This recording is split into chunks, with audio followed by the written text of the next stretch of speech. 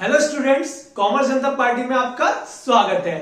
आज हम करने वाले हैं class 12 business studies chapter 1 nature and significance of management का पार्ट 5। इसमें हम करने वाले हैं कोऑर्डिनेशन। तो चलिए स्टार्ट करते हैं।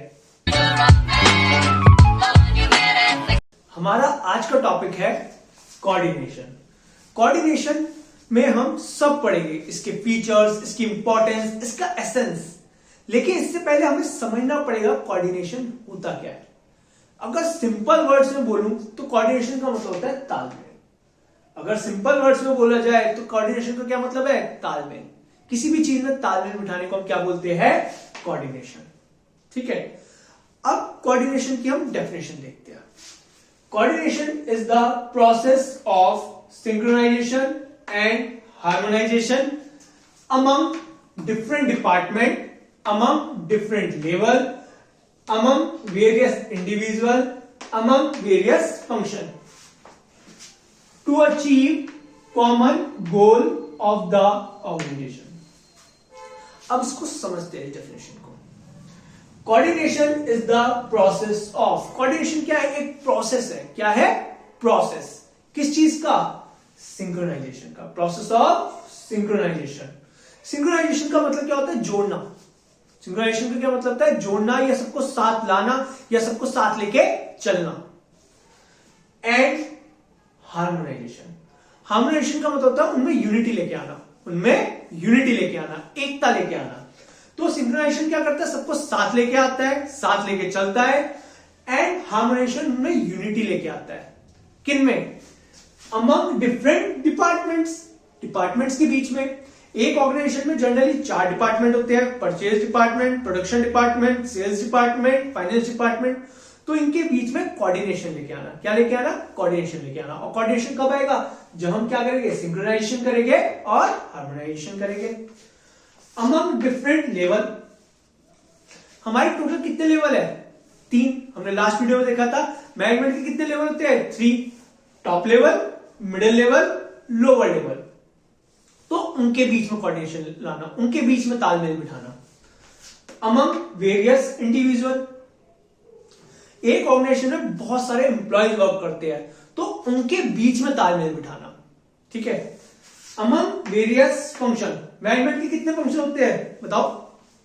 मैनेजमेंट के 5 फंक्शन होते हैं। Planning, organizing, staffing, directing, controlling, POSDC. याद आया? तो मैनेजमेंट के 5 फंक्शन होते हैं, उन सब में हमें कोऑर्डिनेशन बिठाना पड़ता है। तो अमंग वेरियस फंक्शन। अब इन सब के बीच में कोऑर्डिनेशन बिठा के होगा क्या? तालमेल बिठा के होगा क्या? To achieve common goal of the organization, हम अपनी ऑर्गेनाइजेशन का गोल अचीव कर लेंगे। तो ये थी कोऑर्डिनेशन की डेफिनेशन। समझते हैं एक एग्जांपल से। चक दे इंडिया मूवी देखी है? चक दे इंडिया, उसमें क्या करता है? जो कोच था, शाहरुख खान जो कोच था, वो क्या करता है? सिंक्रोनाइजेशन करता है। सबसे पहले सिंक्रोनाइजेशन मतलब सबको साथ लेके आता है, सबको साथ लेके चलता है। एंड हार्मोनाइजेशन, उनमें यूनिटी लेके आता है, एकता की भावना लेके आता है। किनमें? अमंग वेरियस इंडिविजुअल, क्योंकि वहां पे टीम प्लेयर्स थे, स्पोर्ट्स पर्सन थे, तो इंडिविजुअल्स थे। तो उन सबके बीच में क्या करता है? सबको साथ लेके आता है और एकता की भावना लेके आता है, यूनिटी लेके आता है। क्यों लेके आता है? To achieve common goal of the organisation, जिससे Indian women hockey team hockey world cup जीत सके। तो इसलिए वो ये चीजें करता है। तो ये थी आपकी कोऑर्डिनेशन की डेफिनेशन। हमने देखी कोऑर्डिनेशन की डेफिनेशन। हमारा सेकंड टॉपिक है फीचर्स ऑफ कोऑर्डिनेशन। इसमें हम कोऑर्डिनेशन के फीचर्स देखेंगे। तो हमारा फर्स्ट फीचर है integrates group effort. Coordination required वहां होता है जहां पे ग्रुप एफर्ट होता है। It does not required in individual effort. ये ग्रुप एफर्ट में रिक्वायर्ड है, इंडिविजुअल एफर्ट में रिक्वायर्ड नहीं है। मतलब जहां पे ग्रुप ऑफ पीपल एक साथ वर्क करते हैं, वहां पर हमें कोऑर्डिनेशन रिक्वायर्ड है। मतलब एक से ज्यादा लोग जहां पे वर्क करेंगे, वहां पे हमें कोऑर्डिनेशन रिक्वायर्ड है। उनके बीच में हमें तालमेल बिठाने की नीड होती है। अब फॉर एग्जांपल एक पर्सन वर्क कर रहा है, तो बताओ क्या कोऑर्डिनेशन की रिक्वायर्ड है? हम उसका तालमेल बताओ किसके साथ बिठाएंगे? उसका कोऑर्डिनेट किसके साथ करेंगे? किसी के साथ नहीं, क्योंकि वो इंडिविजुअल पर्सन है। बट अगर एक से ज्यादा लोग वर्क कर रहे हैं तो उनके बीच में हमें कोऑर्डिनेशन बिठाने की नीड होती है। तो कोऑर्डिनेशन किसमें लगता है? ग्रुप एफर्ट्स में। Second, unity of action. Coordination क्या करता है? सभी इंडिविजुअल के एफर्ट्स को एक डायरेक्शन देता है। क्या करता है? एक डायरेक्शन देता है, जिससे सबके एफर्ट एक जगह लगते हैं और वो अपना ऑर्गेनाइजेशन गोल अचीव कर लेते हैं। फॉर एग्जाम्पल, अगर आप अपने फ्रेंड के साथ, मतलब आप 4 फ्रेंड्स हैं और आप लोग कार में जा रहे हो और आपकी कार रास्ते में खराब हो गई, आपकी कार खराब हो गई और आपने कहा चलो धक्का लगाते हैं। तो क्या हुआ? 2 आगे से धक्का लगाने लग गए, 2 पीछे से धक्का लगाने लग गए। बताओ कार कहां तक जाएगी? कार कहीं नहीं जाएगी, वहीं खड़ी रह जाएगी, क्योंकि 2 आगे से धक्का लगाए, 2 पीछे से। तो यही तो आपको कोऑर्डिनेशन बिठाना पड़ेगा। जब सब एक ही डायरेक्शन में अपना एफर्ट देंगे तभी तो कार चलेगी। जब सारे एम्प्लॉय एक ही डायरेक्शन में अपना एफर्ट देंगे तभी तो ऑर्गेनाइजेशन का गोल अचीव होगा। तो यूनिटी ऑफ एक्शन लेके आता है। Third, pervasive. परवेसिव का मतलब आपको पता ही है, ऐसी चीज जो हर जगह यूज होती हो, हर जगह एप्लीकेबल होती हो, उसको हम क्या कहते हैं? परवेसिव। कोऑर्डिनेशन हर जगह रिक्वायर्ड है, डिपार्टमेंट्स में, लेवल ऑफ मैनेजमेंट में, ऑर्गेनाइजेशन में, चाहे वो कोई सी भी हो। बिजनेस ऑर्गेनाइजेशन है, वहां पे भी आपको कोऑर्डिनेशन की रिक्वायर्ड है। नॉन बिजनेस ऑर्गेनाइजेशन है, वहां पे भी कोऑर्डिनेशन रिक्वायर्ड है। इवन एक स्पोर्ट्स भी खेलने जाते हो तो वहां पे भी कोऑर्डिनेशन की रिक्वायर्ड है। तो कोऑर्डिनेशन कैसा है? परवेसिव, क्योंकि ये हर जगह रिक्वायर्ड होता है, हर जगह इसका यूज होता है। Fourth, responsibility of all managers. समझिएगा, coordination is not only the responsibility of top level. Coordination सिर्फ टॉप लेवल की रिस्पॉन्सिबिलिटी नहीं है, ये सारे मैनेजर्स की रिस्पॉन्सिबिलिटी है। चाहे वो टॉप लेवल है, चाहे वो मिडिल लेवल है, चाहे वो लोअर लेवल है, हर किसी की रिस्पॉन्सिबिलिटी क्या है? कोऑर्डिनेशन। समझिएगा, टॉप लेवल किसके बीच में कोऑर्डिनेशन लेके आता है? Top level plan and policies के बीच में कोऑर्डिनेशन उठाता है। Top level plan and policies के बीच में कोऑर्डिनेशन उठाता है। मिडिल लेवल डिपार्टमेंटल एक्टिविटीज के बीच में कोऑर्डिनेशन उठाता है। लोअर लेवल वर्कर और वर्क के बीच में कोऑर्डिनेशन उठाता है। तो fourth, responsibility of all manager. Coordination हर किसी की रिस्पॉन्सिबिलिटी है। Fifth, continuous process. समझिएगा, कोऑर्डिनेशन एक कंटिन्यूअस प्रोसेस जो चलता रहता है। जब तक एक ऑर्गेनाइजेशन रहेगी वहां पे आपको कोऑर्डिनेशन रखना पड़ेगा, कोऑर्डिनेशन बनाना पड़ेगा। जब तक एक ऑर्गेनाइजेशन आप रन करोगे तब तक आपको वहां पे कोऑर्डिनेशन बनाना पड़ेगा। एम्प्लॉइज के बीच में, वर्क के बीच में आपको तालमेल बिठाना पड़ेगा, कोऑर्डिनेशन बनाना पड़ेगा। ऐसा नहीं कि एक दिन बना लिया और बाकी दिन ऐसी चल रही है ऑर्गेनाइजेशन। जब तक ऑर्गेनाइजेशन की लाइफ रहती है वहां पे कोऑर्डिनेशन आपको बनाना पड़ता है, रखना पड़ता है। तो कोऑर्डिनेशन कैसा प्रोसेस है? कंटिन्यूअस प्रोसेस, क्योंकि ये चलता रहता है। Sixth, deliberate function. समझिएगा, डेलिब्रेट का मतलब क्या होता है? डेलिब्रेट का मतलब जो इंटेंशनली किया गया हो। डेलिब्रेट का मतलब जो इंटेंशनली किया गया हो। कोऑर्डिनेशन एक डेलिब्रेट फंक्शन है। ऐसा नहीं कि हो गया, आप काम कर रहे थे और कोऑर्डिनेशन बन गया। आपको बनाना पड़ेगा। मैनेजर इंटेंशनली कोऑर्डिनेशन बनाता है। मैनेजर बाउंड है एक्टिविटीज, वर्क के बीच में कोऑर्डिनेशन बनाने के लिए, और पीपल, लोगों के बीच में, मतलब जो एम्प्लॉयज वर्क कर रहे हैं उनके बीच में कोऑर्डिनेशन उसको बनाना पड़ेगा। बट वो उनको फोर्स नहीं कर सकता, वो उनको गाइड करेगा, मोटिवेट करेगा कि कोऑर्डिनेशन के साथ काम करो, बट वो उनको फोर्स नहीं कर सकता।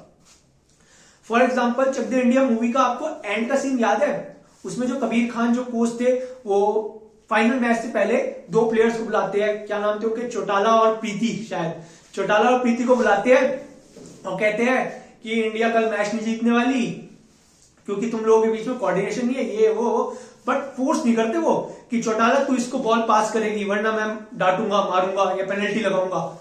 ऐसा कुछ नहीं कहते वो उनको समझाते हैं, गाइड करते हैं, मोटिवेट करते हैं कि कोऑर्डिनेट करो, बट फोर्स नहीं करते। और देखते हैं मैच में क्या हुआ था। जब चौटाला के पास बॉल आई थी और प्रीति गोल के पास खड़ी थी, तो चौटाला ने ऐसे मार के जब उसको बॉल दी, तो वही तो था कोऑर्डिनेशन। उसने वो काम इंटेंशनली किया, ठीक है, तभी वो टीम इंडिया वर्ल्ड कप का वो फाइनल जीत पाई थी मूवी में, ठीक है। तो ये कैसा फंक्शन है? डेलिब्रेट फंक्शन है। कैसा फंक्शन है? Deliberate function. आपको इंटेंशनली मैनेजर्स को लाना पड़ता है। तो ये थे आपके features of coordination. Hope so आपको समझ आ गए होंगे। तो अब चलते हैं अपने नेक्स्ट टॉपिक की तरफ, जो है आपका इंपॉर्टेंस ऑफ कोऑर्डिनेशन। हमारा थर्ड टॉपिक है इंपॉर्टेंस और नीड ऑफ कोऑर्डिनेशन। इसमें हम कोऑर्डिनेशन की नीड्स जानेंगे, इंपॉर्टेंस जानेंगे। तो हमारा फर्स्ट है ग्रोथ इन साइज। देखिए, जैसे जैसे एक ऑर्गेनाइजेशन का साइज बढ़ता है, मतलब जैसे जैसे एक ऑर्गेनाइजेशन ग्रोथ करती है, उसका साइज बढ़ता है, वैसे वैसे उसके वर्क भी बढ़ते हैं। और वर्क बढ़ेंगे तो ज्यादा एम्प्लॉयज रिक्वायर्ड होंगे, और ज्यादा एम्प्लॉयज होंगे तो ज्यादा कोऑर्डिनेशन रिक्वायर्ड होगा। More employees more coordination, less employees less coordination required. तो जैसे जैसे एक फर्म का साइज बड़ा होता है, वो ग्रोथ करती है, वैसे वैसे उसमें कोऑर्डिनेशन ज्यादा रिक्वायर्ड होता है। Second, functional differentiation. देखिए, एक ऑर्गेनाइजेशन में जनरली 4 डिपार्टमेंट होते हैं, परचेज, प्रोडक्शन, सेल्स, फाइनेंस। अब मान लीजिए किसी एक के बीच में भी कोऑर्डिनेशन बिगड़ गया, तालमेल बिगड़ गया, तो उसका सेक्रीफाइस कौन करेगा? पूरी की पूरी फर्म को अपना गोल सेक्रीफाइस करना पड़ेगा। तो फंक्शनल डिफरेंशिएशन मतलब डिपार्टमेंट्स के बीच में कोऑर्डिनेशन बहुत ज्यादा रिक्वायर्ड है। फॉर एग्जांपल, फाइनेंस ने मान लीजिए परचेज को कम पैसे दिए, फाइनेंस डिपार्टमेंट ने परचेज को कम पैसे दिए, उसकी वजह से परचेज ने क्या किया? लो क्वालिटी प्रोडक्ट परचेज करके लेके आया, मतलब लो क्वालिटी गुड्स लेके आया, मटेरियल लेके आया। अब जब वो लो क्वालिटी मटेरियल लेके आएगा तो प्रोडक्शन वाला उससे हीरा कोई बना देगा, वो भी लो क्वालिटी प्रोडक्ट बनाएगा। अब लो क्वालिटी प्रोडक्ट अगर बनेगा तो सेल्स डिपार्टमेंट को दिक्कत आएगी उस प्रोडक्ट को सोल्ड करने में, ठीक है। तो इसकी वजह से देखो कोऑर्डिनेशन के बीच में तालमेल बिगड़ गया। तो फंक्शनल डिफरेंशिएशन में कोऑर्डिनेशन बहुत ज्यादा रिक्वायर्ड होता है, क्योंकि ये सारे डिपार्टमेंट इंटरडिपेंडेंट होते हैं, एक दूसरे पर डिपेंड करते हैं, तो इनके बीच में हमें कोऑर्डिनेशन बहुत ज्यादा रिक्वायर्ड होता है। Third, specialisation. एक ऑर्गेनाइजेशन में बहुत सारे स्पेशलिस्ट वर्क करते हैं, और स्पेशलिस्ट की कुछ इस तरह की थिंकिंग होती है कि उनको लगता है उनकी थिंकिंग सबसे ज्यादा सुपीरियर है, उनके डिसीजन सबसे ज्यादा सुपीरियर है, और अगर कोई अदर एम्प्लॉय उनको एडवाइस भी करता है ना, तो उनका रिएक्शन कुछ इस तरीके का आता है। अच्छा, हमको सिखा रिया है। अब इस तरीके का अगर रिएक्शन आएगा उनका, ठीक है, अगर इस तरह का रिएक्शन होगा, वो किसी के डिसीजंस को समझेंगे नहीं, कुछ नहीं समझेंगे, मतलब सबको लो समझेंगे, अपने से कम समझेंगे, तो क्या होगा? तालमेल बिगड़ेगा।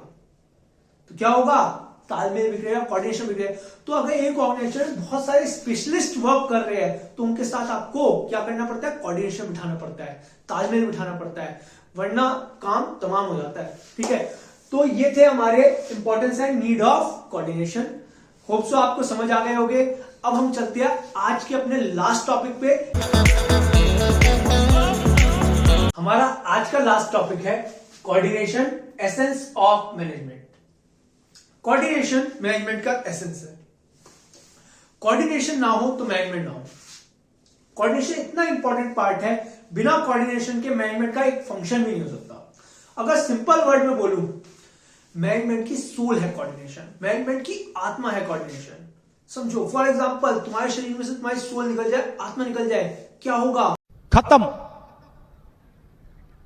Bye bye, tata, good bye, गया, ये होगा। तो उसी तरह अगर मैनेजमेंट में से हम कोऑर्डिनेशन निकाल दे तो यही होगा मैनेजमेंट के साथ भी, टाटा, गुड बाय, खत्म, फिनिश। तो कोऑर्डिनेशन मैनेजमेंट की सोल है। तो coordination is an essence of management. Coordination क्या है? एसेंस है मैनेजमेंट का। Because of the following reason, कुछ रीजन की वजह से मैंने आपको बताया, बिना कोऑर्डिनेशन के मैनेजमेंट का एक सिंगल फंक्शन भी रन नहीं हो सकता।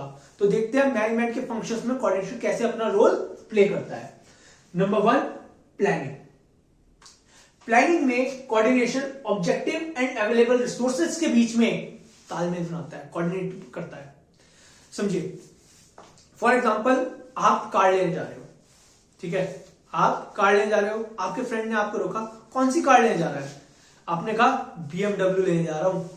उसने कहा अच्छा, क्या बात, कितने रुपए है तेरे पास? आपने कहा 7 लाख रुपए है मेरे पास, 7 लाख रुपीज है मेरे पास। तो उसका रिएक्शन कुछ इस तरह का आएगा, बस मैं बोल नहीं रहा, वो आपको पता ही है क्या रिएक्ट करेगा वो, ठीक है।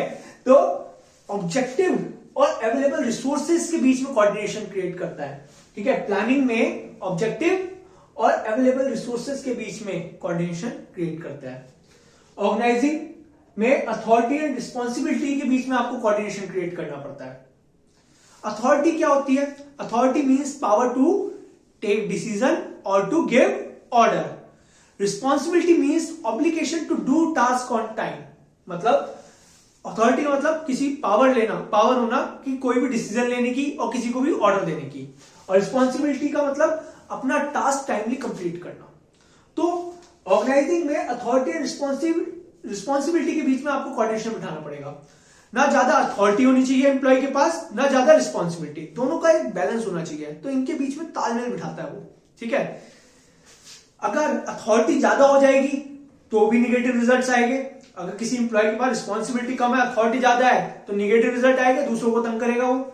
रिस्पॉन्सिबिलिटी ज्यादा हो जाएगी, अथॉरिटी कम रह जाएगी, तो वो अपना काम टाइमली नहीं दे पाएगा, तो ये भी प्रॉब्लम है। तो इनके बीच में तालमेल बिठाना। Third, staffing. स्टाफिंग में हम क्या करते हैं, skill of a person and job assign to him. जो पर्सन के स्किल्स है उसके अकॉर्डिंग उसको जॉब देना, जो पर्सन के स्किल्स है उसके अकॉर्डिंग उसको जॉब देना। अगर सोचो सचिन तेंदुलकर के फादर ने उसको कहा होता तू क्रिकेट छोड़ सिंगर बन जा, तो सचिन तेंदुलकर कहां होता। उसी तरह एक ऑर्गेनाइजेशन में जो एम्प्लॉयज है, जो वर्क कर रहे हैं, उनको उनके स्किल्स के अकॉर्डिंग जॉब मिलनी चाहिए। तो उनके स्किल्स और जॉब के बीच में कोऑर्डिनेशन बिठाना, तालमेल बिठाना। उनको मेरा पढ़ाया हो बहुत अच्छा लग रहा है, देखो चीयर कर रहे हैं इस वक्त तुम भी चीयर करो, सब्सक्राइब का बटन दबाओ। Fourth, directing. डायरेक्टिंग, देखिए डायरेक्टिंग में हम क्या करते हैं, मैनेजर एंड सबऑर्डिनेट के बीच में कोऑर्डिनेशन बिठाते हैं, मैनेजर और सबऑर्डिनेट के बीच में। देखिए कैसे डायरेक्टिंग में क्या होता है, मैनेजर गाइडलाइंस देता है, इंस्ट्रक्ट करता है। जब उसके सबऑर्डिनेट वर्क कर रहे होते हैं तो गाइडलाइन देता है, इंस्ट्रक्ट करता है, मोटिवेट करता है उनको काम करने में, ठीक है। तो उन दोनों के बीच में कोऑर्डिनेशन बिठाना, मैनेजर सबऑर्डिनेट के बीच में कोऑर्डिनेशन बिठाना, तालमेल बिठाना। तो डायरेक्टिंग में हम किसके बीच में कोऑर्डिनेशन बिठाते हैं, मैनेजर सबऑर्डिनेट के बीच में। Fifth, controlling. कंट्रोलिंग में किसके बीच में कोऑर्डिनेशन बिठाएंगे, देखिए standard performance and actual performance. हाँ हो गया स्टैंडर्ड परफॉर्मेंस और एक्चुअल परफॉर्मेंस। स्टैंडर्ड परफॉर्मेंस होती है आपकी प्लान परफॉर्मेंस, जो आपने प्लान किया है। फॉर एग्जांपल आपने प्लान किया है कि बोर्ड्स में 95% लेके आऊंगा, और आपकी एक्चुअल परफॉर्मेंस आ रही है 50%, और आप मेहनत भी 50% वाली कर रहे हो, तो क्या ऐसे होगा काम। तो हमें कंट्रोलिंग में क्या करते हैं, प्लान परफॉर्मेंस और एक्चुअल परफॉर्मेंस के बीच में तालमेल बिठाते हैं, कोऑर्डिनेशन बिठाते हैं, तालमेल, ठीक है। कंट्रोलिंग में हम किसके बीच में कोऑर्डिनेशन बिठाते हैं, standard performance and actual performance के बीच में। तो ये था आपका एसेंस ऑफ मैनेजमेंट। तो ये था आपका एसेंस ऑफ मैनेजमेंट, और आपका टॉपिक यही खत्म होता है। और अगर आपको मेरा पढ़ाया हुआ अच्छा लगता है, समझ आता है, तो प्लीज चैनल को सब्सक्राइब करें। और बिजनेस स्टडी को और इजी बनाना है तो इस बुक को परचेज करें। और कोई भी अगर आपको प्रॉब्लम हो स्टडी रिलेटेड तो इस इंस्टा आईडी पे डीएम करें। तब तक के लिए मैं चलता हूं।